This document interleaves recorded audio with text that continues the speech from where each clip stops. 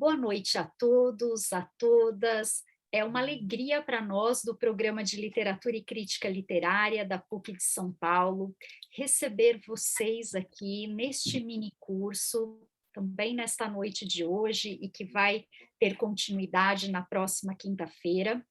Este que é um mini curso que a PUC de São Paulo está oferecendo em parceria com o Instituto Sud Menuti e que tem como grande objetivo levar a formação continuada para professores da rede pública de ensino e também a todos aqueles que sejam interessados pelas temáticas ofertadas nos nossos encontros.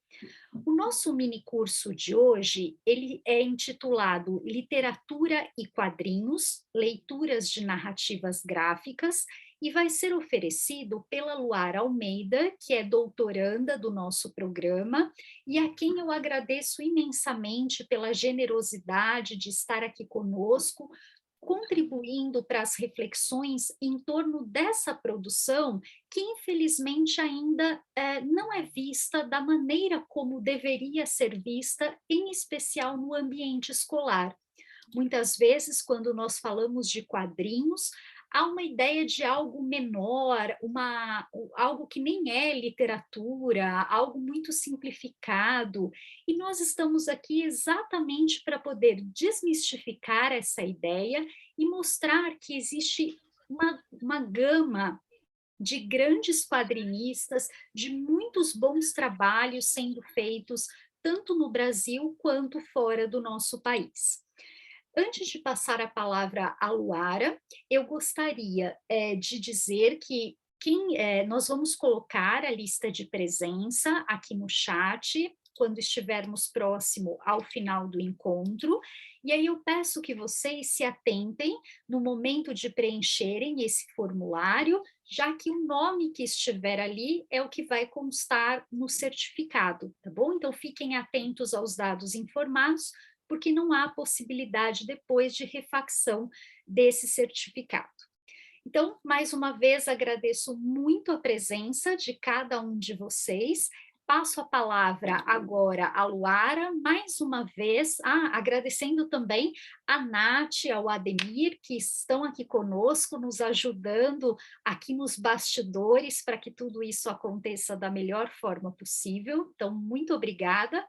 E agora sim, passo a palavra à Luara, mais uma vez agradecendo pela generosidade de compartilhar a pesquisa dela conosco. Eu que agradeço, Diana, essa apresentação, essa oportunidade de estar aqui. Agradeço também a Nath e o Ademir, que estão colaborando aqui com a gente, a todo mundo que está aqui.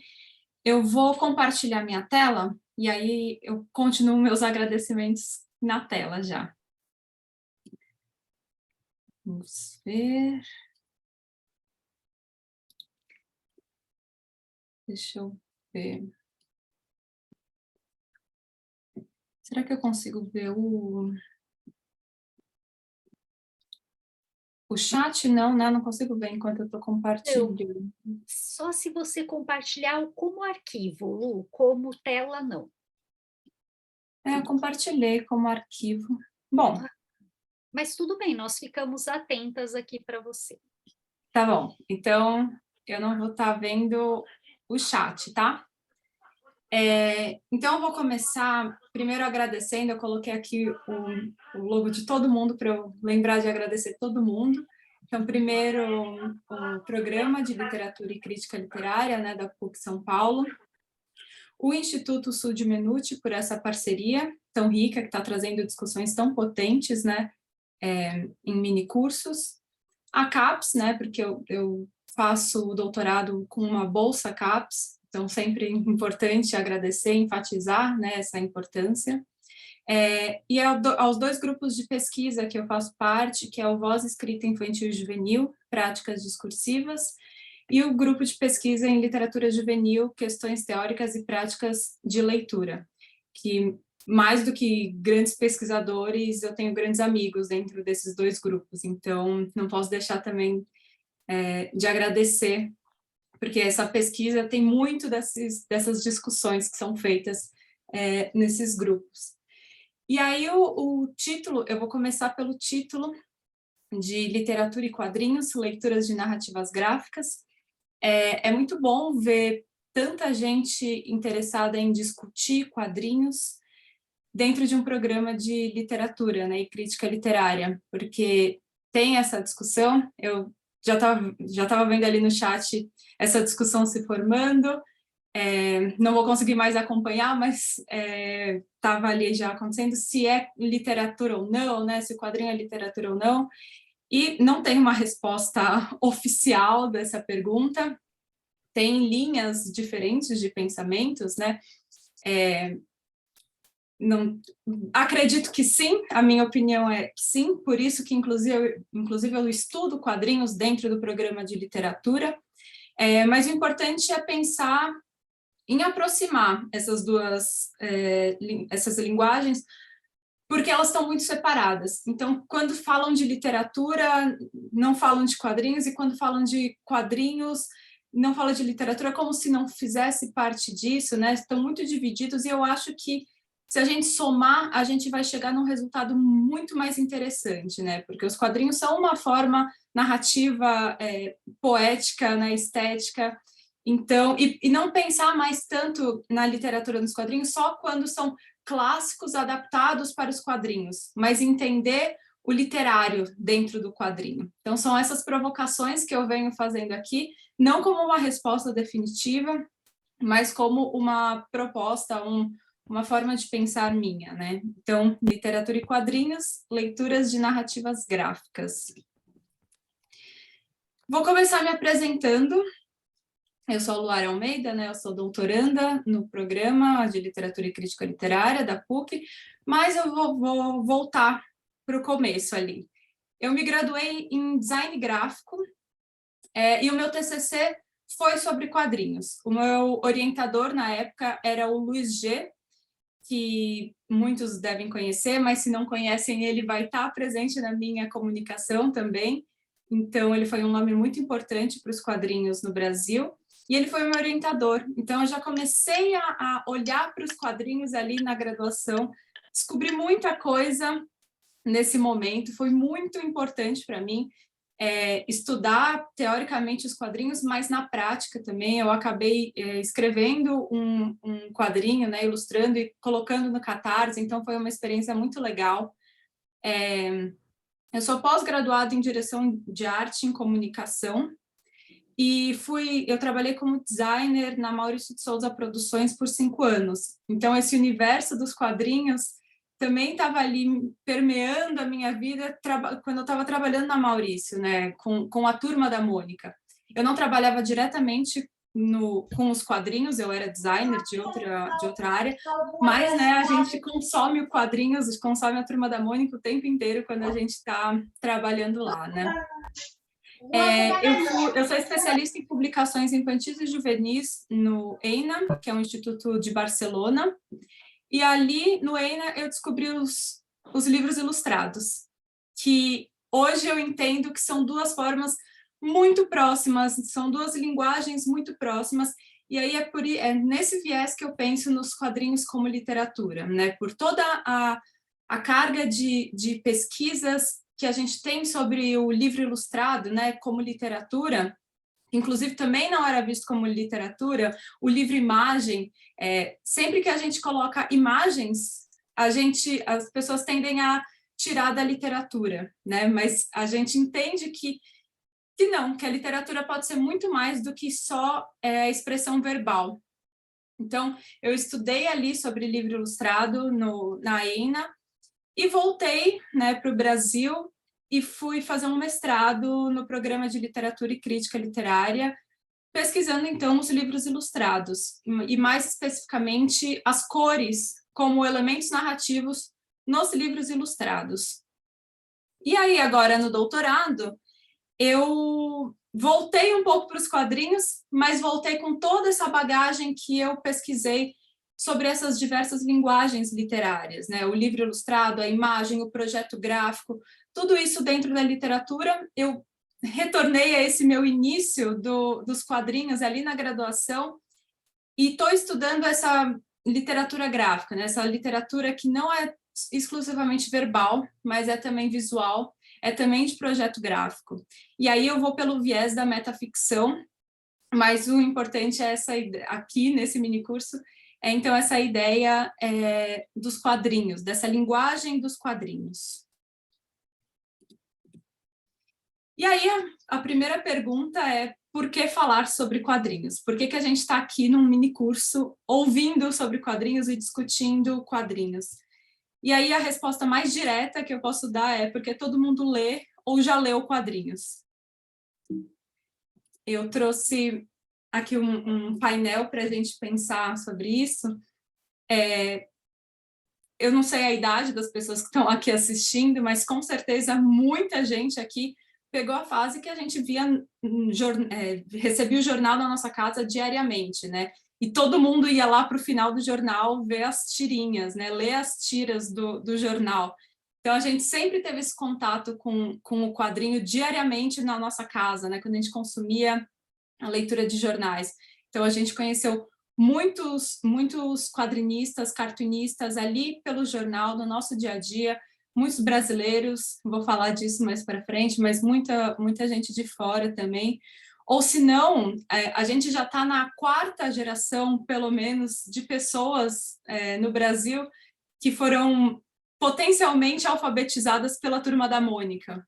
Então, quando o Maurício de Souza vai nos eventos, ele pergunta: quem aqui se alfabetizou com a Turma da Mônica? E todo mundo levanta a mão, né? Porque é realmente uma questão muito cultural do nosso país. A Turma da Mônica é quase patrimônio cultural, realmente, porque toda criança teve acesso à Turma da Mônica, os adultos continuam tendo acesso, passando para os filhos. Então, são personagens muito queridos para o nosso país. Então, é interessante pensar que a gente tem esse berço no quadrinho, né? O Brasil tem com a Turma da Mônica, esse lugar de conforto nas histórias em quadrinhos. E aí, enfim, se não bastasse, né, as tirinhas, a Turma da Mônica, muitas pessoas continuam lendo. Então, o Maus é um quadrinho que ganhou o prêmio... esqueci o nome do prêmio agora, mas é um prêmio de literatura, e ele foi a primeira história em quadrinhos que ganhou Pulitzer, isso mesmo, obrigada. Eu tô vendo o chat agora, viu, gente? Consegui.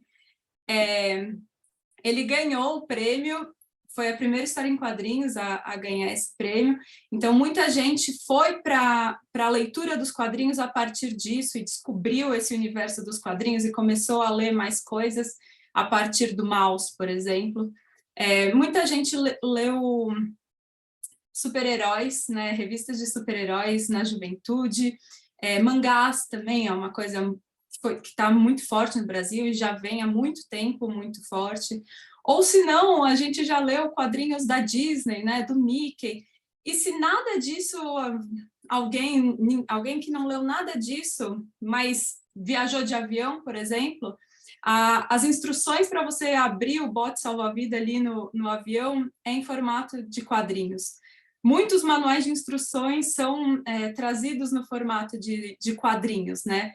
Na linguagem dos quadrinhos. Aí a gente pode pensar, esse não é literatura, né? Essa é a linguagem dos quadrinhos aplicada a uma outra experiência, né? Aplicada à experiência de instruir, a comunicar uma coisa direta, mas usando também, então, a linguagem dos quadrinhos. Então, a gente não dá para a gente nunca ter lido quadrinhos na vida. A gente sempre tem acesso, de alguma forma, a essa linguagem. Então, por isso que é legal a gente pensar nisso e discutir, afinal, o que é essa linguagem e como a gente pode ler essas narrativas gráficas.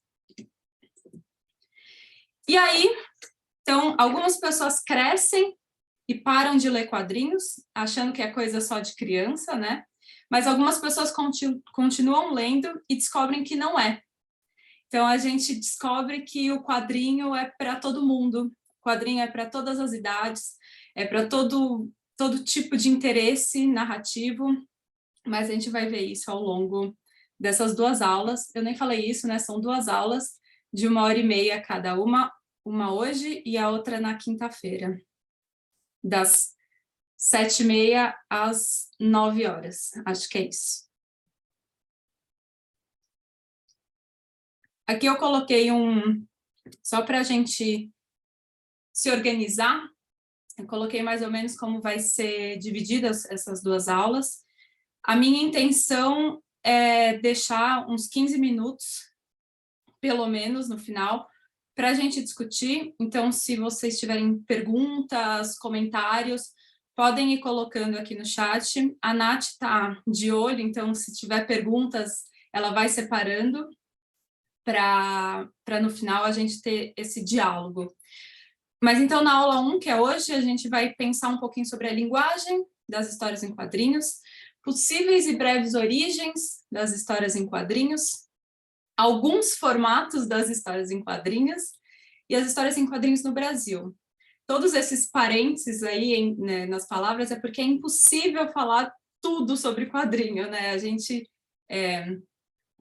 ficaria aqui para sempre se a gente fosse comentar sobre todas as possibilidades dessa linguagem. Então, é sempre possível e breve, é sempre alguns, mas eu prometo que eu vou me esforçar para trazer o máximo possível nessas duas aulas.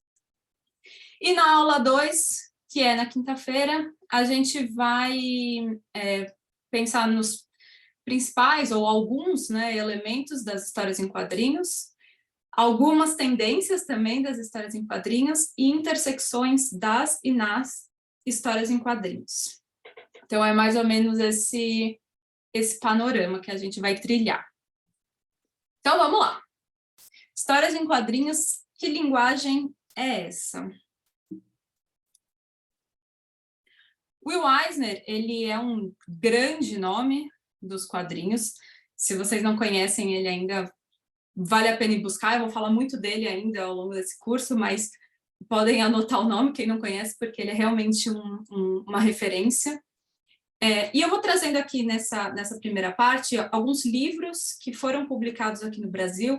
Então, já fica também essa lista de referência teórica para quem se interessar mais por esse tema.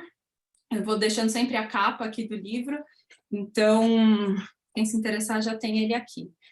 Então, o Will Eisner, ele dá esse nome de arte sequencial para os quadrinhos, né?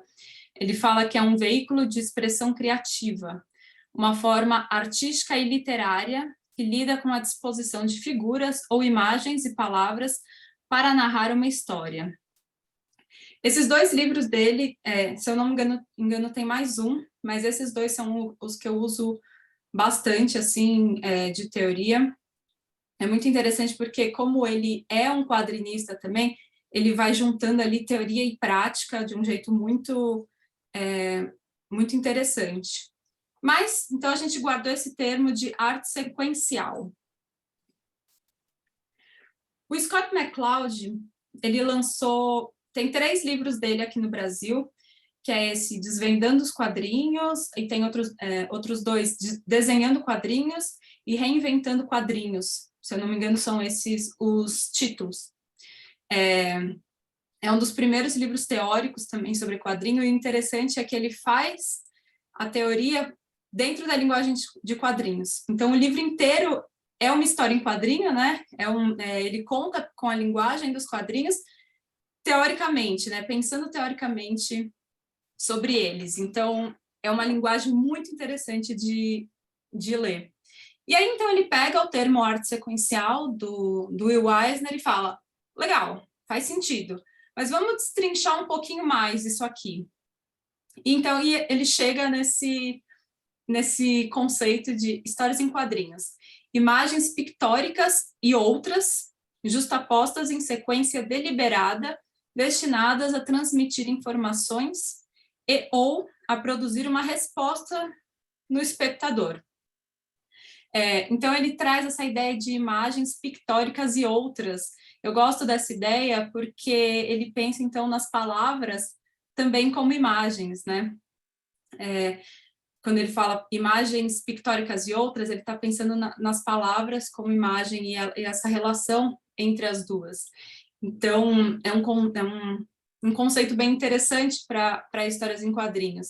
E aí ele fala que é em sequência deliberada, né? Então, é planejado, não são imagens soltas ali que só foram colocadas uma do lado da outra, mas elas são pensadas para isso, são pensadas para trabalhar em sequência, né? A Sophie van der Linden, ela não estuda quadrinhos, ela estuda o livro ilustrado. Mas, né, seguindo essa minha linha de pesquisa, que eu estou me debruçando nisso e estou pensando muito sobre isso, nessa relação muito próxima de quase irmãos do livro ilustrado e as histórias em quadrinhos, eu acho que muito do que ela escreve, né, pensando no livro ilustrado, a gente pode usar para pensar os quadrinhos também, então por isso que eu trouxe essa referência. E só que ela tem uma parte que ela descreve cada uma das linguagens, e uma delas é a história em quadrinhos, que ela descreve como forma de expressão caracterizada não pela presença de quadrinhos e balões, e sim pela articulação de imagens solidárias. A organização da página corresponde majoritariamente a uma disposição compartimentada, isto é, os quadrinhos que se encontram justapostos em vários níveis. Então, olha que ela já usa a palavra justapostos, igual o Scott McCloud usou, e ela reforça, então, que não é caracterizada por quadrinhos e balões, né? Que muita gente, quando pensa, o que é história em quadrinho, fala, é quando tem balão de fala. E não é isso que define o que é uma história em quadrinho. E também não é a presença de quadros limitados, porque limitando, né, a imagem, porque a gente vai ver muitos exemplos que não usam isso. Mas, como ela fala, pela articulação de imagens solidárias. Esse termo, imagens solidárias, ela pega do Thierry Grosten, que eu trouxe aqui também, desse livro aqui, O Sistema dos Quadrinhos.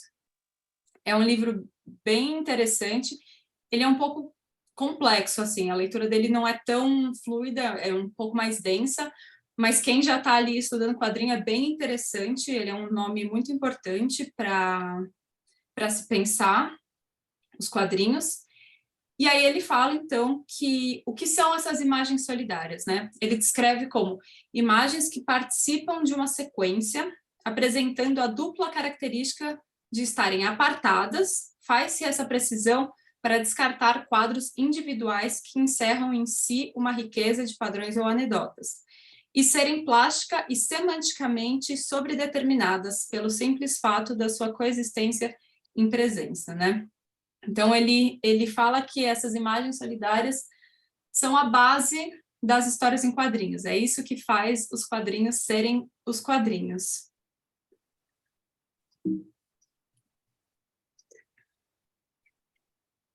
E aí, eu trago também a Bárbara Postema, nesse livro aqui, Estrutura Narrativa nos Quadrinhos, Construindo Sentido a Partir de Fragmentos. Eu gosto muito desse livro, ele tem uma linguagem bem acessível, mas ainda assim bastante séria, né? Ela estuda o Thierry Grosten e escreve esse livro, então vale muito a pena para quem está começando a estudar essa linguagem. E ela fala, então, que os quadrinhos, como uma forma de arte e de narrativa, são um sistema em que o número de elementos ou fragmentos díspares trabalham juntos para criar um todo completo. Os elementos dos quadrinhos são parcialmente pictóricos, parcialmente textuais e, por vezes, um híbrido dos dois. Esses elementos incluem as imagens dos quadrinhos ou cartoons, as molduras ou quadros que compõem as imagens, das quais o layout da página, inclusive o design do livro, é uma parte importante, assim como os recordatórios, os balões de fala e as próprias palavras, sejam as inseridas nos balões e recordatórios ou as integradas à imagem. Então, aqui ela faz também quase que esse apanhado dessas outras definições que eu trouxe para vocês e cria uma definição que explica muito bem essa relação dos quadrinhos, né? Essas palavras que eu deixei aqui em negrito são palavras que a gente vai pensar, são elementos que a gente vai pensar, né, quando a gente for pensar esses elementos na próxima aula, mas é interessante como ela também fala, né, dessa relação entre imagens, né, e palavras. Então, parcialmente pictóricos, parcialmente textuais e, por vezes, um híbrido dos dois. E aí ela fala que as palavras podem estar em balões de fala, ou podem estar em recordatórios, ou ainda não, né? Elas podem estar integradas ali com a imagem. De novo, entendendo que o que define a linguagem dos quadrinhos não é texto verbal dentro de balão, né? Mas essa relação de imagens em sequência deliberada. E aí a gente pensa, então, o que é a história em quadrinho? Eu estou falando aqui muito de linguagem, porque muitas pessoas entendem, falam do quadrinho como um gênero. E aí eu levanto, né, um gênero, um estilo, uma técnica. E eu pelo menos uso esse termo linguagem, e muitos desses teóricos que eu trouxe para vocês também usam esse termo, porque quando a gente pensa, por exemplo, em gêneros, né, então biografia, romance, ficção científica, policial, ou técnicas, estilos de narrativa, né, o fluxo de pensamento, a polifonia, enfim, tudo isso que é tão estudado na literatura, e aí, de novo, ó, aproximando o quadrinho da literatura, todas essas formas e estilos e gêneros cabem dentro do quadrinho. Então, o quadrinho é uma linguagem, o quadrinho é quase que uma ferramenta para contar a história, né? Então, cabe um quadrinho biográfico, um quadrinho de ficção científica, um quadrinho em poesia, por exemplo, esse fluxo de pensamento sendo representado dentro do quadrinho. Então, quando a gente pensa que o quadrinho é um gênero, a gente está fechando para todos esses outros gêneros, sendo que o quadrinho é só essa linguagem em que todos os gêneros podem ser trabalhados. E aí, quando a gente pensa em estilo, não dá para a gente definir qual é o estilo das histórias em quadrinhos, porque a gente tem diversos, né? A gente tem desde... Deixa eu pegar algum aqui para a gente pensar. Tem desde esse aqui é o Black Dog, do Dave McKean. Então, desde explorações gráficas, assim, super rebuscadas, até... Esse é um pedaço de madeira e aço, do Chaboté, até representações bastante minimalistas, né? Só com linhas preto e branco. Então, não existe um estilo, né, próprio dos quadrinhos, ou uma técnica. Então, tem gente que usa pintura a óleo para fazer quadrinhos, aquarela, enfim, colagens, fotos. Não existe também esse estilo único dos quadrinhos. E aí o MacLeod fala, então, que histórias em quadrinhos, pensa as histórias em quadrinhos como um meio, né? Um recipiente que pode conter diversas ideias e imagens. E aí, por isso que eu trago a palavra linguagem a partir dessas leituras. E o Groucho também fala para a gente entender os quadrinhos não como um fenômeno histórico, sociológico e econômico, que eles também são, mas como um conjunto de mecanismos produtores de sentido. Mas, no final, os quadrinhos são só um meio de contar histórias graficamente, né? Então, essa linguagem, esse meio, essa ferramenta, como a gente quiser chamar, mas entender que ele não pode ser visto como um gênero, né, especificamente. E aí a pergunta que sempre fazem é se quadrinho é coisa de criança, né, ou é coisa de adulto. Para quem que são os quadrinhos?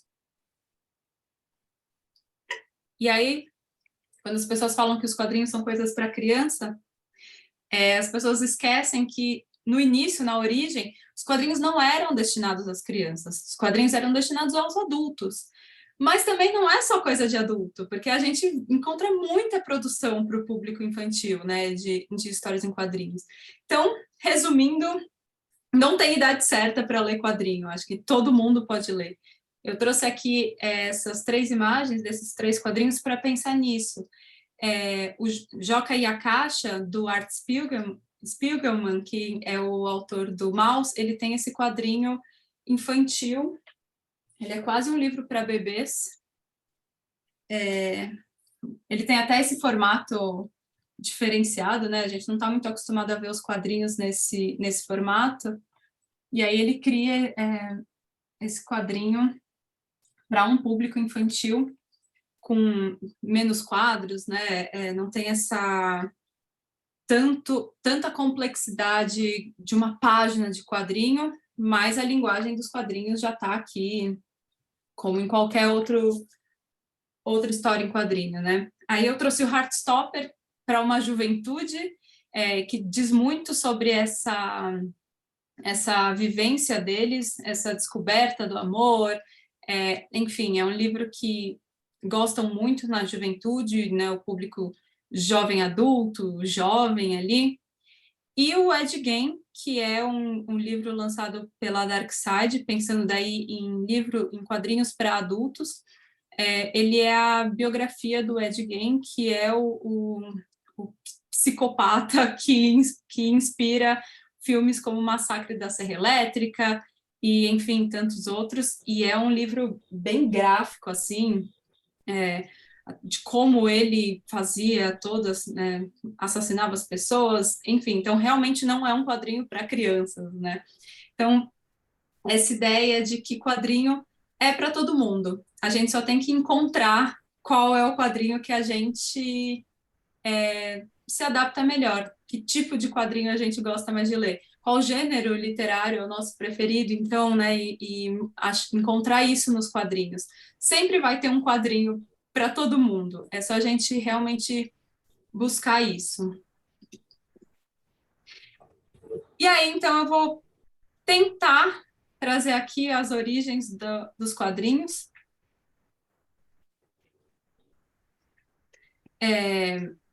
Que é bastante complexo, é uma discussão que não se encerra, porque a gente sempre encontra novas produções, né, produções que foram esquecidas, deixadas de lado, então isso está sempre sendo atualizado, e muito dessa pesquisa, o Rogério de Campos fez isso nesses 2 livros, que são sensacionais para quem quiser pensar nessa história, das histórias em quadrinhos, né, essas origens.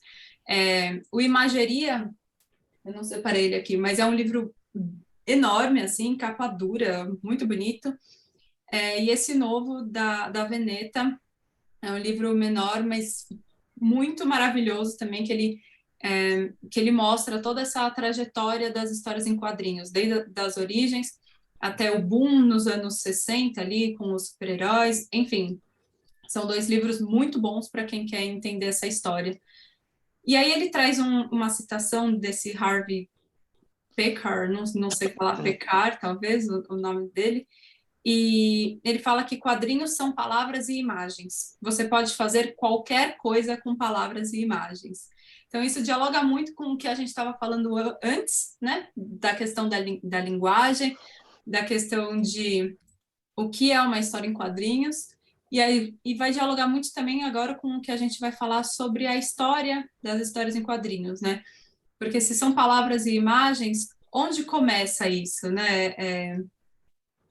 Essa relação de palavras e imagens a gente tem já há muito tempo. E até onde a gente pode falar, então isso começou o quadrinho, isso não. Então, vamos lá. Muita gente diz que o Yellow Kid é a primeira história em quadrinho publicada, né? Foi em 1896, do Richard Outcault. Ele publicou no jornal, né, como tira de jornal, nos Estados Unidos. E muita gente entende como o início das histórias em quadrinhos. Eu trouxe aqui uma página para vocês verem como era o Yellow Kid. Era uma página dominical, né? Essa página que eu trouxe como página dominical, eu vou explicar isso um pouquinho mais para frente, mas é um dos primeiros quadrinhos a cores que a gente teve, e foi o início ali dos balões de fala. Então, talvez por isso muitas pessoas entendam como o início das histórias em quadrinhos, e de fato foi muito inovador a questão do balão de fala. E ele também trazia a fala do personagem, né, do Yellow Kid, dentro da roupa dele. Então, essa relação da palavra já inserida ali na imagem também é muito legal, pensar que a fala do personagem estava na roupa, mas o que aqui, por exemplo, o que o papagaio fala estava já num balão de fala. Então, ele explorava bastante isso. Isso foi em 1896. Só que, antes disso, a gente já tinha muita coisa sendo produzida, né?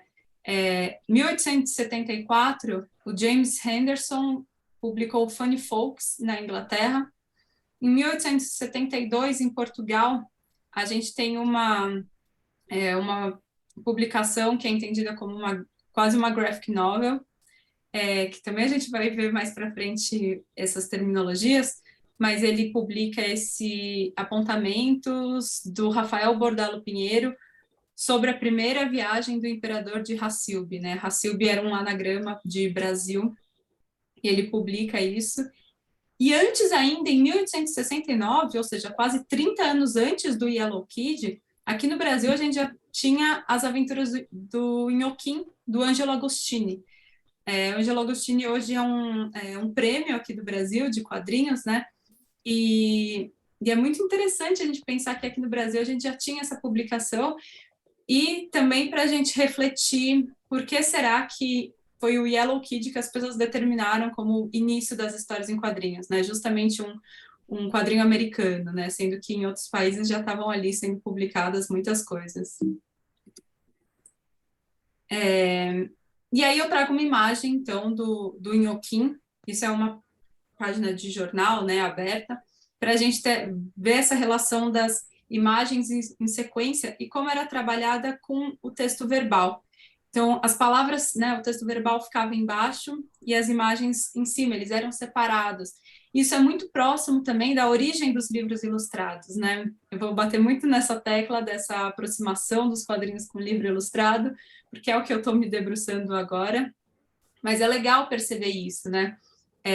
Que tem essa relação de palavra e imagem, mas elas ainda estão graficamente separadas. A gente percebe, é muito arrojado, né, o desenho do Ângelo Agostini, a gente percebe essa ideia do movimento, essa ideia de quadro a quadro, como ele utiliza a página, e tem essa construção narrativa em sequência, né, em imagens pictóricas ou outras colocadas ali deliberadamente. E aí fala, legal, então surgiu no Brasil?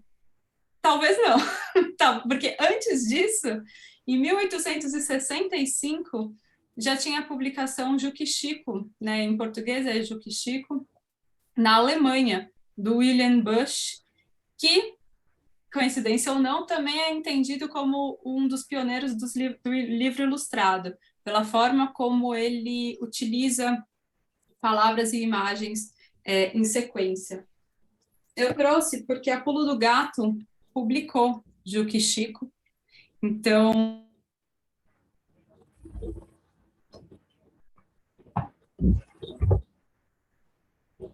Seu microfone está desligado.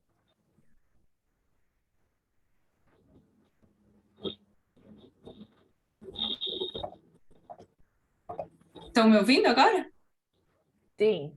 Tá. Não sei até onde vocês... Obrigada. Não sei até onde, mas acho que eu estava mostrando esse aqui. Vocês ouviram, né? Da Pulo do Gato. Então, essa ideia de imagens e palavras em sequência, que é entendido muito como essas origens dos quadrinhos, mas também do livro ilustrado. Mas antes ainda, em 1847, o Gustave Doré já estava publicando na França os trabalhos de Hércules, também quase como uma graphic novel, que eu trouxe uma imagem para vocês verem essa ideia de sequência de imagens numa página. O texto aqui ainda, né, também está separado, né, graficamente falando, tem até uma linha separando o que é imagem do que é texto verbal, mas a gente já começa a perceber sequência. E Gustave Doré é maravilhoso, né? Isso que ele faz, essas achuras que ele faz, é uma lindeza sozinho. Só uma imagem já é incrível, mas quando a gente vê a sequência, é o que cria a narrativa, né? O que compõe a narrativa, essa sequência de imagens com as palavras. Só que antes do Gustave Doré, de 1847, a gente tem em 1833 a primeira publicação do Rudolf Topfer. Ele estava criando isso desde 1927, mas a publicação dele foi feita só em 1833, do Monsieur Jabot, na Suíça. E aqui também tem uma linha, um consenso de que, então, aqui é o início das histórias em quadrinhos, a origem das histórias em quadrinhos. Um dos primeiros a publicar o que seria a história em quadrinho atual é o Topfer. E realmente ele estava fazendo uma coisa extremamente inovadora para a época, né? Isso foi em 1833, isso estava sendo publicado. Ele começa escrevendo cartões para os amigos, nessa sequência de imagens com texto verbal, e aí ele cria essa história e publica em 1833, e era uma coisa muito inovadora, né? A gente percebe aqui texto e imagem em diálogo, ainda que, como eu disse antes, graficamente eles estão separados por essa linha, então quase que a imagem termina para o texto verbal começar, mas na verdade eles estão muito interligados, né? A imagem conta coisas que o texto verbal não conta. E essa que é a beleza dessa dança, desse jogo entre palavras e imagens, né? Seja nos quadrinhos, seja no livro ilustrado, que a palavra e a imagem têm que ser lidas juntas. Não dá para a gente ler só o texto verbal, não dá para a gente ler só as ilustrações. Para fazer sentido, elas tecem uma dança ali com o leitor. Então, o Topfer traz isso nessa publicação, e aí também indicando para vocês, a SESI São Paulo lançou, eu acho que são 5 volumes das histórias do Topfer, que ele publicou, então esse é o Monsieur Jabot, tem outros livros dele, né, da SESI, e aí é muito legal ver a sequência, então, pensada pelo Topfer, né? E é bonito também ver essas achuras, essa forma que ele pensou os quadrinhos quando isso ainda não estava sendo trabalhado, né? Ele realmente é um pioneiro nessa linguagem. Mas se a gente quiser extrapolar mais ainda, né? Isso eu fiz um recorte só do mundo ocidental, né? Se a gente for pensar no mundo oriental também, né?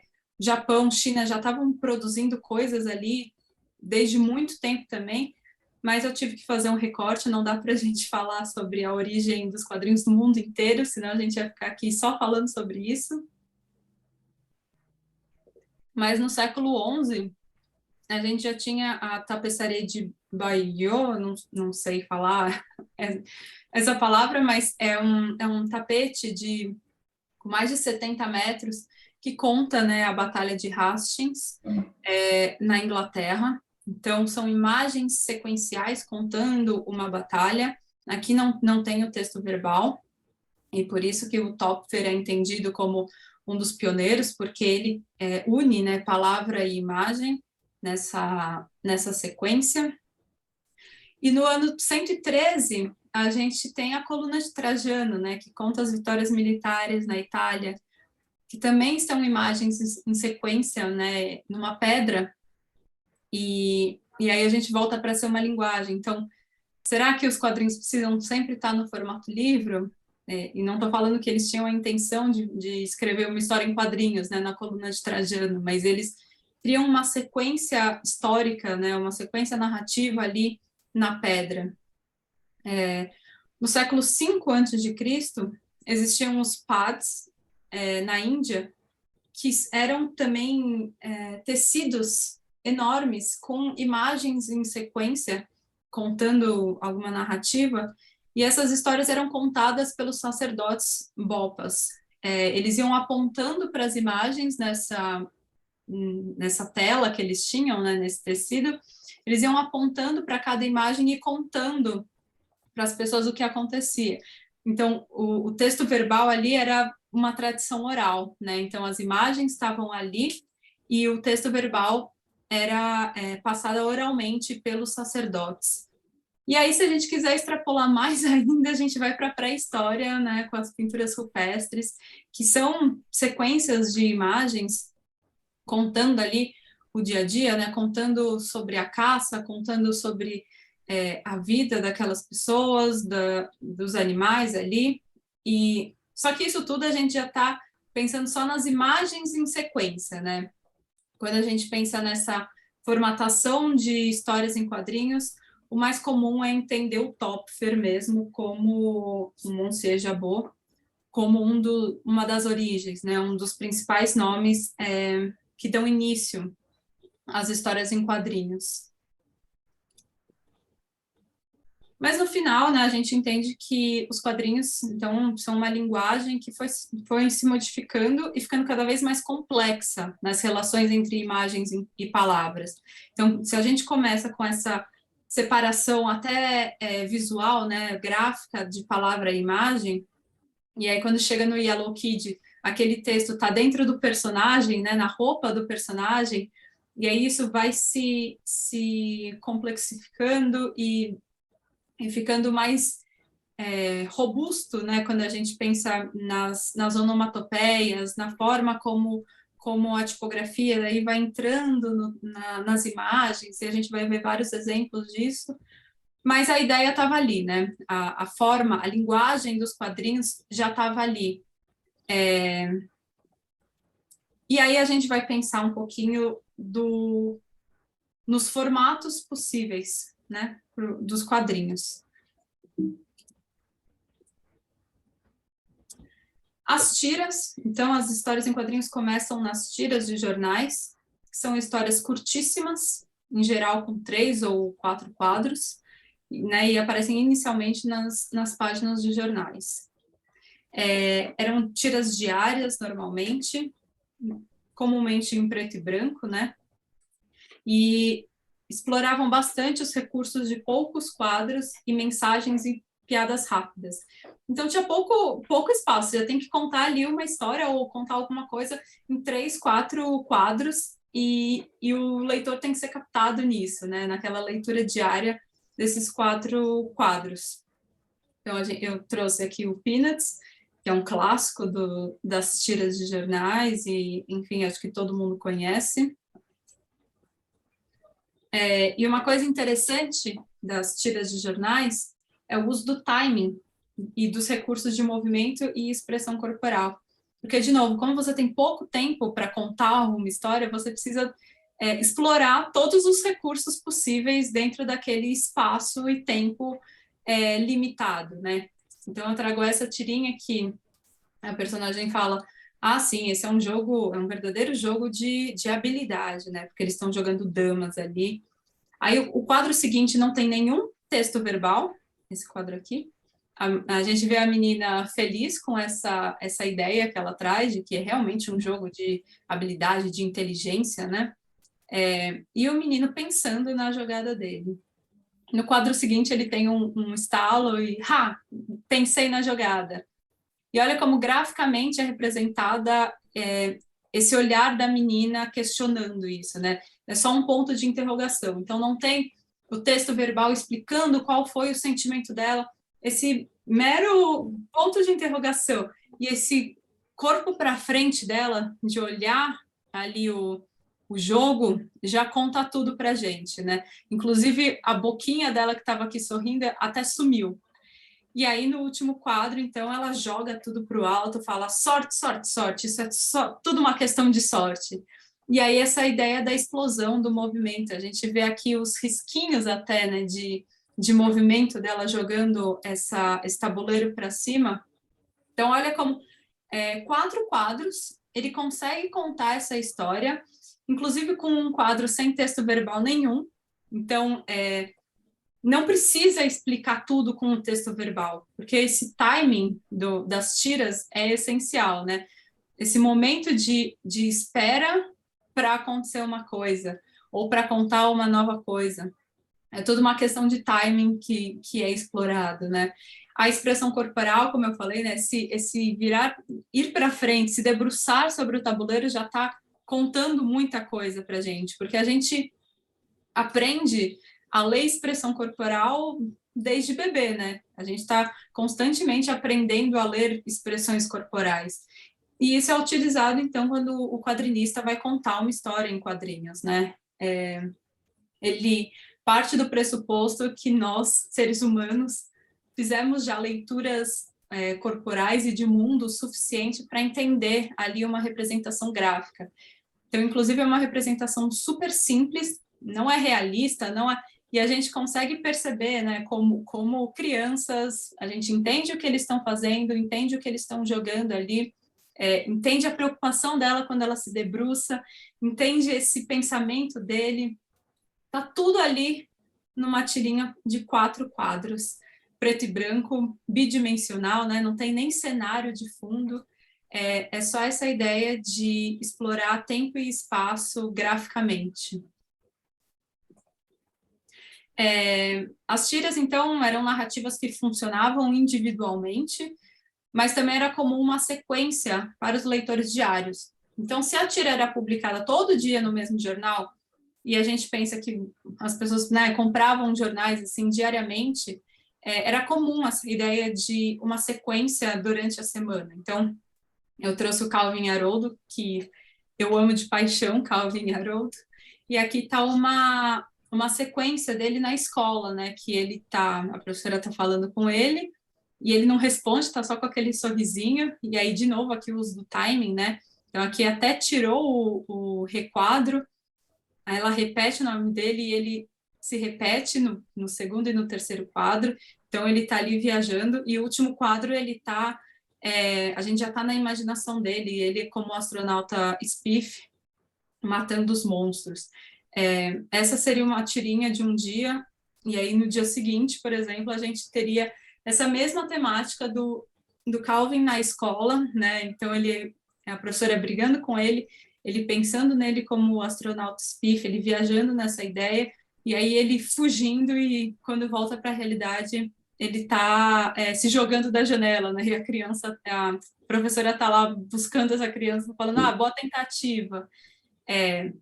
Então, essa ideia de sequência possível, mas não obrigatória. Então, quem é um leitor diário vai acompanhando uma ideia de continuidade, mas uma não depende da outra para fazer sentido. E aí a gente chega, então, nas páginas dominicais, né? Que era uma página de quadrinho semanal, né? Nos domingos, por isso que chama dominical, normalmente colorida e publicada, né? Como eu falei, aos domingos nos jornais. E aí, ainda pensando naquela sequência, então, do Calvin, se a gente pensar que a semana inteira, então, teve essa temática do Calvin na escola, com a professora, astronauta Spiff, a página dominical poderia ser como essa, que é uma página colorida e já tem um pouco mais de espaço para explorar a narrativa, né? Então, fica um pouquinho mais complexa a história, não precisa ser resolvida em 4 quadros, e aí tem essa ideia de talvez um fechamento ou de uma explicação maior da história, da narrativa, um espaço maior para ser explorado. E aí, eu trago 2 exemplos que são grandes nomes do que foram os quadrinhos nos jornais, tanto em tiras como páginas dominicais, né? Eu trouxe 2 páginas dominicais aqui. Um é o Little Nemo, do Winsor McCay, de 1905. Inclusive, dica também, está no Catarse, a publicação do Little Nemo aqui no Brasil, e é só procurar lá no Catarse, Little Nemo, vocês vão encontrar. Primeira vez que vai vir para o Brasil, vai ser lindo, uma edição de luxo, então quem se interessar pelas histórias em quadrinhos dá para buscar, pela editora Figura, se eu não me engano. E o Príncipe Valente também, que é um super clássico das histórias em quadrinhos, e é interessante notar que o Príncipe Valente, ele trabalha muito com o texto em recordatório. Então, o texto verbal é todo ali como se estivesse narrando uma história, como se estivesse contando uma história e as imagens acompanhando. E vou puxar de novo o fogo para minha sardinha de que é muito próximo do que é feito no livro ilustrado, né? Ou num livro com ilustração, porque as imagens ali estão realmente ilustrando aquele texto verbal, mas com essa codificação em formato de quadrinhos, né? Esse layout da página pensada nos quadrinhos. Mas é muito bonito ver assim a página inteira, então pensar nas tiras diárias e depois a página dominical, uma página completa, né? As revistas em quadrinhos são histórias curtas, seriadas, normalmente publicadas no tamanho formatinho, como a gente chama, né, que é o formato 13 por 21, ou formato americano, que é o formato 17 por 26. E muitas mesmo revistas em quadrinhos vieram das tiras de jornais e páginas dominicais. O Spirit é uma delas, que é do Will Eisner. Então, eu falei que eu ia repetir o nome do Will Eisner e ele está aqui mais uma vez. O Spirit é maravilhoso como ele explora graficamente as páginas do Spirit, principalmente as splash pages, principalmente as páginas iniciais. Eu vou mostrar um pouquinho mais para frente, mas é um grande nome. E a Action Comics, né, mas as revistas de super-heróis, que foi um case de sucesso, porque virou quase sinônimo, né? As pessoas pensam em revistas em quadrinhos, já pensam em super-heróis, e foi um boom ali nos anos 60 e está aí até hoje. Hoje é comum juntarem várias edições de revistas em quadrinhos para formar uma capa dura com uma série completa, por exemplo. Mas existiam também revistas em quadrinhos de romance e terror, né?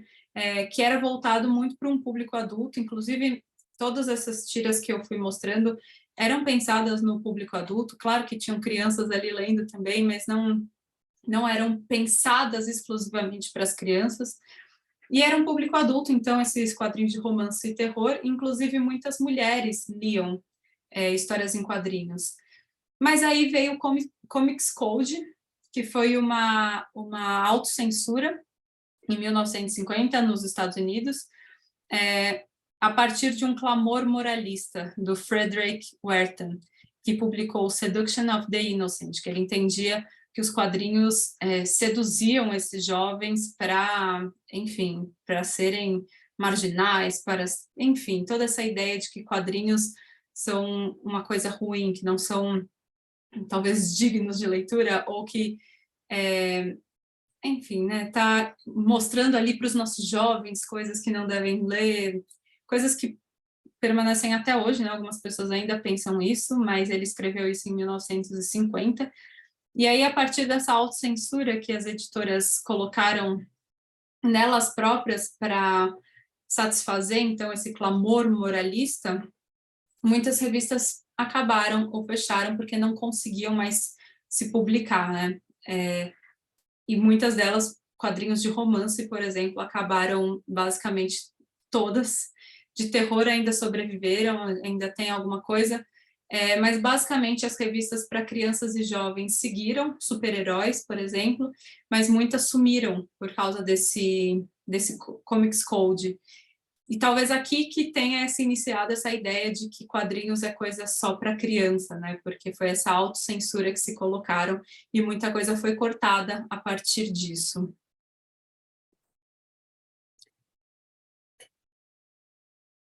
E aí eu não podia deixar de citar aqui no Brasil, as revistas em quadrinhos são conhecidas como gibi, né, que é o nome de uma revista em quadrinhos do Globo. Tem uma parte que eu vou falar só sobre os quadrinhos no Brasil, então eu vou me debruçar mais nisso daqui a pouco. Mas isso virou realmente um sinônimo, né? A gente entende revistas em quadrinhos como gibi. Todo mundo conhece como gibi. Inclusive, eu trouxe uma capa da Turma da Mônica que fala o maior gibi do mundo. Então, realmente pegou isso aqui no Brasil, a gente entende as revistas em quadrinhos como gibi. As graphic novels são histórias mais longas, densas, e que normalmente se encerram em um único volume. Normalmente tem esse formato mais de livro tradicional, que a gente conhece, né? Não são mais revistas. E o termo se popularizou muito em 78, com Will Eisner, olha ele de novo, que foi o primeiro livro que mercadologicamente saiu, né, com esse termo graphic novel. Isso já existia antes, o termo, mas sair assim na capa de um livro, o mercado entender como graphic novel, mesmo ser vendido como graphic novel, começa com um contrato com Deus. E algumas revistas em quadrinhos criaram, então, selos editoriais de graphic novel, talvez para essa relação de, a gente tinha esse selo que era mais visto como infantil, se a gente criar um selo graphic, talvez a gente atinja um outro público, né? Então, a Disney, por exemplo, cria a Graphic Disney, e a Maurício de Souza cria a Graphic MSP, que tem edições incríveis. Eu coloquei as duas que são das minhas preferidas, né? O Jeremias Pele e o Chico Bento Arvorada, o Jeremias do Rafael Calça e do Jefferson Costa, e o Chico Bento do Orlandelli. Então, são histórias que artistas brasileiros usam os personagens, né, do Maurício de Souza, mas contando outras histórias no traço deles. Enfim, são roteiro, arte, cor, tudo fora ali do estúdio, né? São artistas convidados, e é uma série maravilhosa. Eu gosto muito, e eu sempre indico, principalmente Jeremias Pele, assim, que é muito bom. A gente tem as webcomics também, né? Que são quadrinhos produzidos para a internet, que podem ser tanto tiras no formato tradicional, como sairia num jornal, né? Eu trouxe o exemplo do Armandinho, que eu gosto muito do Armandinho também, né? Se vocês não conhecem, podem ir atrás, porque ele trabalha nessa simplicidade, mas ele trabalha temas muito críticos, é muito bom. Mas aí a gente tem também jogos com as possibilidades digitais, já que a gente está pensando em quadrinhos na internet, né? Então, pensa na publicação não mais no formato da tira de jornal, mas no formato que é mais agradável de ler numa rede social, por exemplo. Tem muitos que usam o carrossel do Instagram, por exemplo, para ir postando quadro a quadro, né? Para você ir lendo quadro a quadro, ou nesses que eu trouxe, que é um formato um pouco mais retangular, mas você consegue ver melhor numa tela de celular, por exemplo. Aí eu trouxe o Mentirinhas, do Fábio Koala, e o Dona Nésia, do Will Leite. Tudo que eu estou trazendo aqui são coisas que eu consumo e que eu gosto mesmo, então fica como dica para quem não conhece, conhecer. E jogos com as possibilidades digitais como animações. Tem muita gente que usa GIFs, por exemplo, dentro da narrativa, né? Aqui não vai dar para ver porque é um PDF, né? Mas, por exemplo, aqui no Batatinha Fantasma, esse último quadro, eles se mexiam, né? Nesse grito deles, a tela se mexia, né? Como um GIF. Então, trazendo uma animação para o quadrinho, que é um recurso que é impossível simular ali Simular é possível, mas é impossível ter isso, né? No formato impresso. E o Bear, da Bianca Pinheiro, também, nessa cena que o urso grita, também dava esse blur, né, essa ideia de movimento a partir do GIF. E outras possibilidades digitais, por exemplo, o scroll infinito. Não sei se vocês conhecem o Bong Cheon-dong Ghost. Infelizmente, ele não está mais no ar, porque ele trabalhava com Flash, que não existe mais Flash, né? A gente não trabalha mais com Flash na internet, mas a ideia era muito boa. Não vai dar para entender exatamente a experiência, porque só vivendo essa experiência, mas eu vou explicar como era. O scroll infinito, quem não sabe o que é o scroll, é quando a gente vai subindo, assim, com o mouse, né? A tela, e a tela vai subindo ou descendo, né? E aí você começava a ler nesse formato tradicional do quadrinho. A gente tinha aqui a história dessa menina que estava andando de noite e a gente vai lendo isso, vai dando scroll e vai aparecendo a história dela como se fosse uma história em quadrinho na vertical. E você que vai mudando os quadros, né? Enquanto você vai dando scroll, vai mudando assim essa sequência, até que ela vê um monstro longe, e aí ela fica meio se questionando o que é isso, e a gente dando scroll. Quando a gente dá um determinado scroll, a gente perde o controle do nosso mouse, do nosso computador, do nosso scroll. Ele inicia um vídeo, né? E essa imagem sobe muito rápido, e esse monstro que está de costas vem totalmente na nossa direção, e ele quase que salta da tela, né? Então a gente perde esse controle do scroll com essa animação, então ele cria ali uma história de terror a partir dessa possibilidade digital. Dá para procurar isso na internet, no YouTube, tem pessoas que gravaram elas tendo essa experiência, então dá para ver mais ou menos como mas era muito assustador, porque você não está esperando isso, né? Você está lendo ali o quadrinho e, de repente, você perde o controle e vem um monstro muito rápido na sua direção. Então, é uma possibilidade que só o digital pode trazer, né, para os quadrinhos. E também a ideia do digital para o impresso, por exemplo, Ber, da Bianca Pinheiro, ela publicou a história todinha no Tumblr, na época que fazia muito sucesso o Tumblr, nesse formato bem vertical, e aí ela publicou em 3 volumes esse quadrinho que ela publicava no Tumblr, então é um formato grandão assim também, simulando como ela publicava no Tumblr, é bem legal. Ou o caso de sucesso desse momento, que é o Arlindo, da Ilustralu, que ganhou prêmio agora, mas ele foi publicado inteiro, na íntegra, antes disso, no Twitter. Ela publicava isso no Twitter, e aí ela colocou isso num livro impresso e ganhou prêmio, enfim. Mas essa possibilidade do digital para o impresso também, né? E fora tudo isso, a gente tem o nome Histórias em Quadrinhos em diversos lugares do mundo, mas que hoje a gente já entende quase como um estilo específico de cada quadrinho, né? Então, a gente tem os mangás do Japão, né? Os manhwas da China, os manhwas da Coreia, a banda desenhada em Portugal, os fumetti da Itália, as bandes dessinées da França, e isso ficou tão forte, né? A característica que, enfim, vem de uma maneira cultural de se criar história, de se viver, que a gente consegue quase que bater o olho e falar, isso então é um fumetti da Itália, né? Realmente virou quase que estilos diferentes de se fazer quadrinho. Então é interessante. Então a gente até fala, isso está muito estilo fumetti, ou está muito estilo mangá, que são só, na verdade, o nome, histórias em quadrinhos em alguns lugares do mundo, mas para a gente virou quase que um estilo, né? Vai dar tempo. Eu vou falar dos quadrinhos no Brasil. Uma brevíssima revisão, tá? Tem um livro da editora Peirópolis que fala sobre esse panorama das histórias em quadrinhos no Brasil, para quem quiser se aprofundar mais. Mas eu vou trazer aqui muito breve, tá? O Ângelo Agostini, como eu falei, né, lá no começo, começa com ele, com o Inhoquim e o Zé Caipora,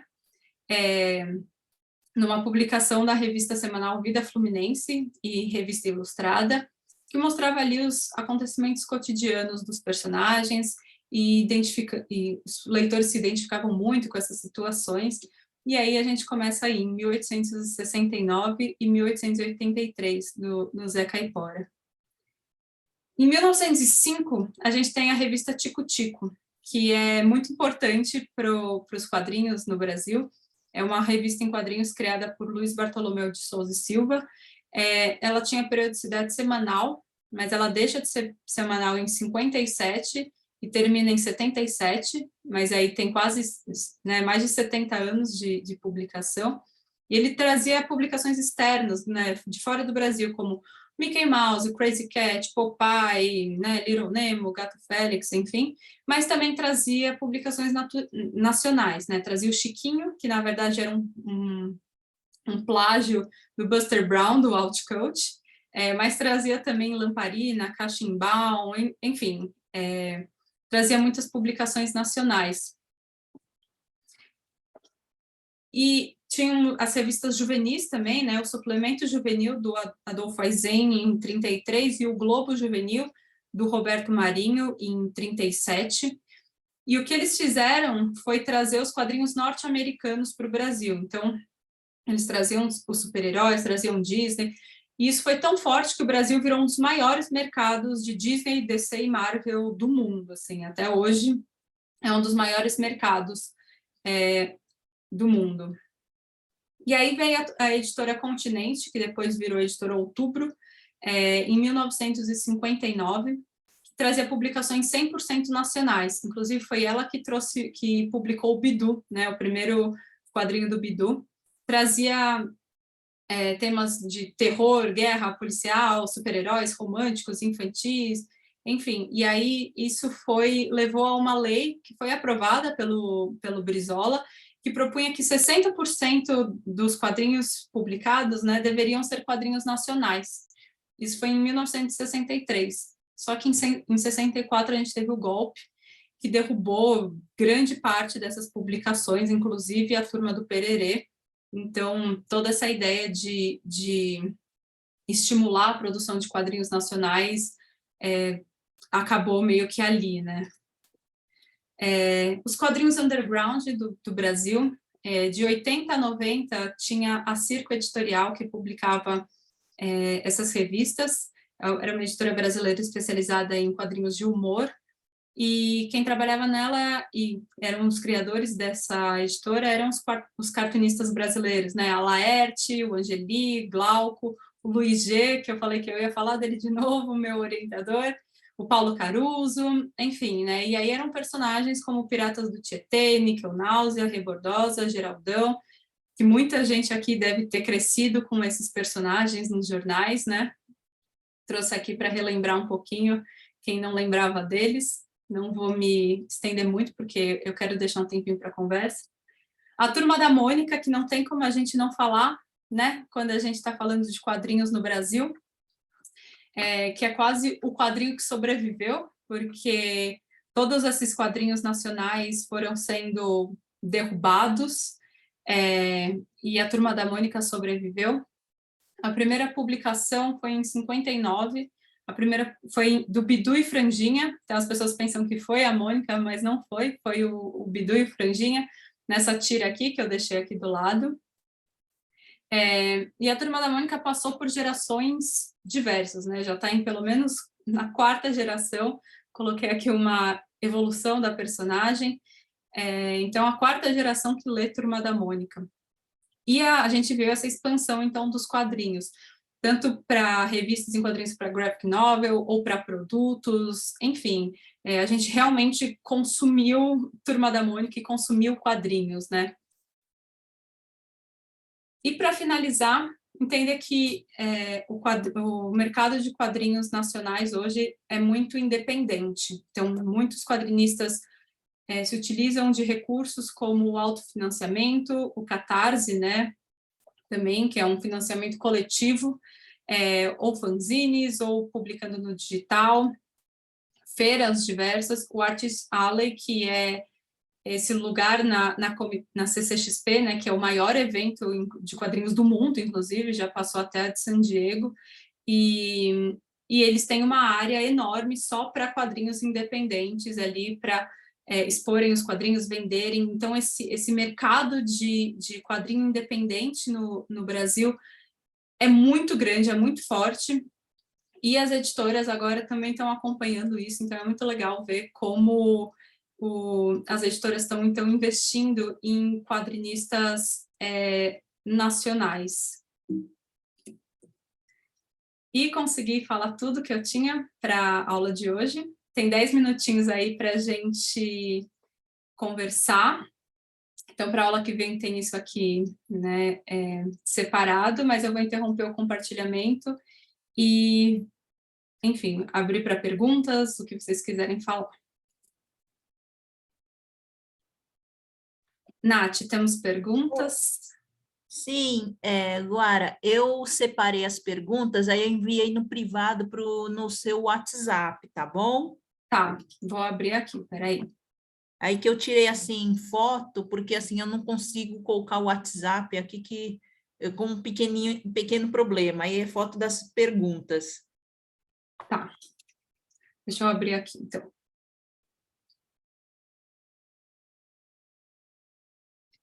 Vamos lá, deixa eu achar. Quadrinhos são literatura, né? Essa ideia que eu falei lá no começo, que não vou afirmar nem negar nada, eu acho que quando a gente está falando de arte, a gente não pode fazer afirmações, mas fazer perguntas, e todas as perguntas que eu estou fazendo para os quadrinhos estão me levando para uma direção que é um entendimento pessoal, assim, eu acho sim que a gente pode entender os quadrinhos dentro do guarda-chuva da literatura, né? Se a gente pensar os livros ilustrados, se a gente pensar os livros imagens, por que não pensar os quadrinhos também como uma forma literária, né? De narrativa, uma narrativa literária gráfica. Acho que respondi, se alguém quiser continuar. Deixa eu ver o que mais. Essas referências podem ser utilizadas para teorizar sobre a adaptação de clássicos em HQ, a respeito do livro da Sophie van der Linden. Então, como eu falei, eu gosto muito desse livro da Linden e de toda a teoria sobre livro ilustrado para pensar os quadrinhos também, porque o livro ilustrado pensa nessa relação palavra e imagem e projeto gráfico, e o quadrinho pensa essa relação palavra, imagem e projeto gráfico. Então, por que não, né, aproveitar desses estudos para enriquecer o debate, né, dessas duas linguagens. O quadrinho, então, poderia ser considerado como um meio narrativo, assim como o livro em prosa? Eu acredito que sim. O quadrinho é um meio narrativo, é uma linguagem narrativa literária que se utiliza das imagens, né, que se utiliza de palavra, imagem e projeto gráfico. Não necessariamente por estar em um livro, porque aí a gente entra na discussão também de o que é um livro, né? Qual é o formato certo de um livro? E aí a gente não pode limitar tanto assim, eu acho que a gente tem que ampliar as discussões, ampliar os entendimentos do que são essas linguagens, para não achar que a gente está numa disputa, né, do que é melhor, do que é pior, do que é uma coisa, do que é outra, e entender como linguagens narrativas, como meios de contar uma história, né. Gente, se vocês quiserem ir comentando também, agora eu estou com acesso aqui no chat. Aliás, eu vou ler aqui um comentário da Malu. Me parece que, às vezes, as fronteiras entre livro ilustrado e quadrinhos são muito tênues. Por exemplo, na obra A Chegada, de Chautin. Não sei dizer se é livro ilustrado ou quadrinhos. Inclusive, amanhã eu vou estar participando da Cyberjornada Internacional de Histórias em Quadrinhos da USP, falando justamente sobre isso, e eu trago A Chegada do Chautin. Então, quem se interessar também, eu vou estar por lá. Na jornada da USP. Peraí, deixa eu ver o que mais. Atualmente, as graphic novels estão muito na moda. Na minha opinião, eu considero também como uma HQ. Qual a sua opinião? Foi a Ana Paula que perguntou. E sim, tem muita gente, inclusive, que fala que o termo graphic novel é só um jeito mais chique de chamar a história em quadrinho, e eu concordo, assim. A gente tem que pensar por que isso foi trazido, né? Principalmente se a gente pensar no mercado editorial, então tinha que pegar um público ali mais velho, um público que não aceitaria ler histórias em quadrinhos. É só um gibi, é só quadrinho. E aí se cria esse termo, talvez, para falar, não, ó, isso aqui não é só gibi, não é só uma história em quadrinho, é uma graphic novel, né? Mas, no final, é tudo história em quadrinho, né? É tudo a mesma linguagem, de maneira mais complexa, no sentido de mais páginas, mas é tudo história em quadrinho, todos eles usam a mesma linguagem, a mesma ferramenta para contar uma história, né?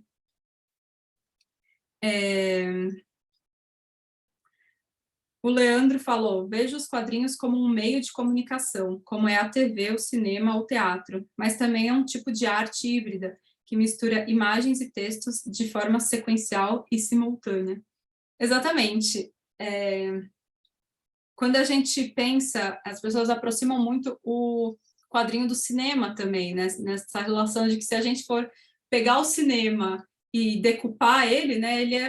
Eles são várias imagens em sequência, só que passa tão rápido que a gente vê como se fosse uma coisa única, né? Como se fosse realmente movimento. Então, é muito próximo também, mas é uma outra forma de leitura. O cinema, a gente lê o cinema de uma maneira que a gente está ali como telespectador, né? Como espectador olhando para a tela e a tela está em movimento.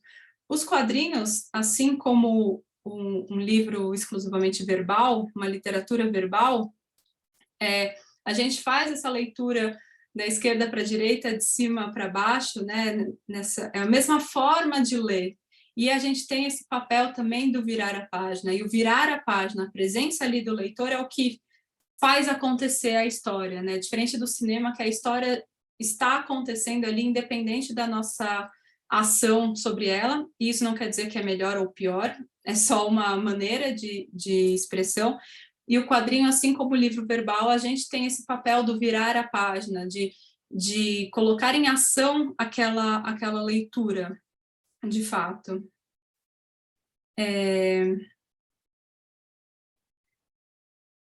Perguntaram se, então, podemos suscitar a ideia de que nasceu no Brasil, né, os quadrinhos. E aí é como eu falei, as origens são muito complicadas de se determinar, porque como várias outras expressões da humanidade, as coisas iam acontecendo todas ao mesmo tempo, em vários países diferentes, né? O cinema também foi isso, o cinema também, a origem do cinema é um pouco contraditória, de qual foi a primeira pessoa, quem inventou o cinema, sendo que isso estava acontecendo mais ou menos no mesmo momento em diversos lugares do mundo. Então, a gente não dá para a gente determinar um lugar, foi aqui que começou, né? A gente traz todas essas origens possíveis e vai percebendo, aqui está mais próximo do que é hoje, mas aqui foi a primeira vez que colocou palavra e imagem, né? Não dá para a gente determinar um único lugar de início, né? Oficialmente começou aqui. Leandro perguntou, queria que ela falasse da experiência profissional dela com a Turma da Mônica, o dia a dia, a produção, etc. Então, eu não trabalhava diretamente com as histórias em quadrinhos, né? A gente trabalhava ali no mesmo ambiente. Eu tive contato, inclusive eu casei com um roteirista da Maurício, então esse contato era muito próximo das histórias em quadrinhos, mas eu não produzia os quadrinhos, mas consumia muito o produto final, né? Então, essa ideia dos personagens, eu trabalhava como designer, então a gente usava os personagens para criar style guides ou comunicações para teatro, e aí perceber como o quadrinho se expandia. Então, começou lá com os quadrinhos, mas hoje tem parque, tem teatro, tudo a partir das histórias em quadrinhos criadas ali em 59, né? Não sei se eu respondi, se alguém tiver mais dúvidas pode perguntar. A Daniele perguntou a que se devia essa ideia de Comics Code. Então, essa ideia era isso, como eu posso dizer, uma perseguição moral, né? Porque entendiam que o quadrinho estava deturpando as ideias dos jovens, dos bons jovens, levando eles para o mau caminho de ler quadrinhos, que, enfim, não era uma boa leitura para se fazer. E aí, então, essa censura foi criada por meio desse Comics Code, que as próprias editoras se autocensuravam, porque quando saía nas bancas, tinha que ter o selo lá aprovado pelo Comics Code para ser vendido, né? Senão não era vendido. Então, as editoras se autocensuravam para conseguir esse selo, para conseguir vender, senão elas não se sustentavam. E aí acabou que muitos quadrinhos realmente não se sustentaram, porque não podia trazer relações entre pessoas, né? Não estou nem falando de relações sexuais explícitas, mas qualquer tipo de relação ali já era censurado. Enfim, era uma censura moral, que tentam fazer isso até hoje, inclusive, né? Teve o caso ali da Bienal, do quadrinho que tinham 2 personagens homossexuais na capa se beijando, né? E era linda, uma capa linda, e aí veio essa censura moral, falar que isso estava corrompendo nossos jovens. Então, a gente percebe que esse código só não está oficialmente mais, né? Mas ele está ali na cabeça também das pessoas que acham que quadrinho tem que ser do jeito que eles acham que é moralmente correto, né? Deixa eu ver o que mais. O André perguntou por que eram considerados quadrinhos underground. Justamente porque eles não estavam nesse mercado que estava ali sendo vendido nos lugares. Eles faziam uns quadrinhos de humor, então era um humor muito ácido, um humor muito crítico, nessa ideia de acabou de sair de uma ditadura, eles estavam criando essa linguagem ainda. Então, essa ideia de que eles não estavam no mainstream, né? Eles estavam nesse underground, criando como possível dentro dos limites e, enfim, não eram grandes tiragens, por exemplo, porque as pessoas não estavam consumindo, e aí é por isso que são considerados underground. Mas eles tinham muito espaço para explorar a linguagem justamente por não serem mainstream, né? Acho que é isso que a Nath me mandou. Deixa eu ver se tem mais alguma coisa. O Ícaro acabou de perguntar aqui. Acho que é da Verônica. Ela fala, no livro Cabré, tem uma exploração muito boa do uso da ilustração, do storyboard, né? E como quadrinho, né? No Hugo Cabré, ele traz uma sequência de páginas como se fosse uma sequência de cinema, né? Então, a lua vai se afastando e a página vai abrindo como se ele simulasse essa ideia do cinema. Então, também é muito legal ver essa aproximação entre as linguagens, que eu acho que é muito isso, as linguagens têm que se aproximar e não se afastar, porque quando elas se aproximam, elas podem explorar muito mais, elas podem trazer muito mais para o leitor, né? Eu tinha visto uma pergunta. Além da censura da ditadura, teve alguma coisa semelhante ao Comic Code no Brasil? Então, a ditadura com certeza teve isso, né? Mas não teve nada semelhante no sentido oficial da coisa, né? De realmente lançarem um selo falando, não pode publicar, isso aqui pode ser publicado ou não. Mas a gente tem um Comic Code camuflado aqui, talvez, né? Justamente como eu falei, dessa ideia do moralmente correto, enfim, vem crescendo muito no Brasil, infelizmente, isso a gente tenta sempre combater, porque por mais que não tenha um selo oficial, tem os selos ali metafóricos quase, né, das pessoas não permitindo que algumas coisas sejam publicadas, né, como se a arte pudesse ter algum tipo de limite, enfim. Mais alguma pergunta? Nath, deixa eu ver. Tem uma pergunta da Luara, né? No caso do HQ de Calvin, né? Que havia um quadro sem o requadro. A perda do requadro produziria, nesse caso, qual efeito? Legal. Na próxima aula eu vou falar mais dessa ideia dos elementos dos quadrinhos, mas é interessante pensar nisso, de que o Calvin está lá com a professora, né? Está muito limitadinho ali no quadro, né? Ele está lá na sala de aula, a professora está falando com ele, mas quando ela fala com ele e o quadro e o requadro some, é realmente, tipo, ele não está nem escutando ali, ele não está nem mais dentro daquele quadro, daquela sala. Aquilo fugiu e ele está agora num lugar que a gente não consegue mais se limitar, né? Ele está nesse mundo da imaginação que é impossível, né, de limitar em um quadro. Então, é mais ou menos nisso. Mas é legal pensar que em cada quadrinho, esse uso de recursos diferentes vai significar uma coisa. A gente tem que fazer essa leitura em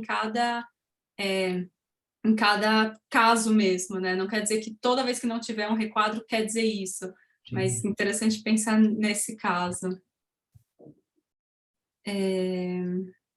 Que mais, gente? Se não, não sei. Se tem mais alguma coisa, ou a gente pode ir encerrando, né? Que já deu o horário, inclusive eu estou aqui passando do limite do horário. Ade, o que você acha? Já encerramos ou... Acho que parece que o Ricardo fez alguma pergunta, deixa eu confirmar aqui, ó. Mas havia censura nos quadrinhos brasileiros, né? A própria Walt Disney, né, teve uma série publicada originalmente na Itália, editada no Brasil, cheia de cortes, até de páginas. História e Glória da Dinastia Pato, né? No começo da década de 70. Então, está fazendo um comentário sobre a época da ditadura e a relação com os quadrinhos, né? Exato. Na época da ditadura existiram, né, muitas censuras, mas não quer dizer que elas foram pensadas exclusivamente para os quadrinhos, né? Enfim, a ditadura era pura censura, né? Então, todas as artes foram impactadas de alguma forma, e os quadrinhos também, né? Sem dúvida. Mas acho que vamos encerrando, Ade, para não passar muito do tempo combinado. E quem tiver mais perguntas pode guardar para o próximo encontro, que aí eu deixo até um pouquinho mais de tempo para a gente debater um pouco mais. É isso. Gente, Então, muito obrigada. Pode falar, Ade. Bom, então eu acho que a gente vai encerrar já a gravação, né? Então agradecimento em geral a todos. Obrigada, gente, por esse primeiro encontro. Espero que tenha atendido um pouquinho a expectativa aí de vocês. A gente se encontra de novo na quinta-feira para falar de elementos, para falar um pouco mais dessas linguagens, e aí eu vou trazer mais exemplos. A aula de hoje foi um pouquinho mais pesada, porque foi mais teórica, assim, mas na próxima aula eu vou trazer muitos exemplos. Então, muito obrigada e boa noite. Vou interromper aqui a gravação.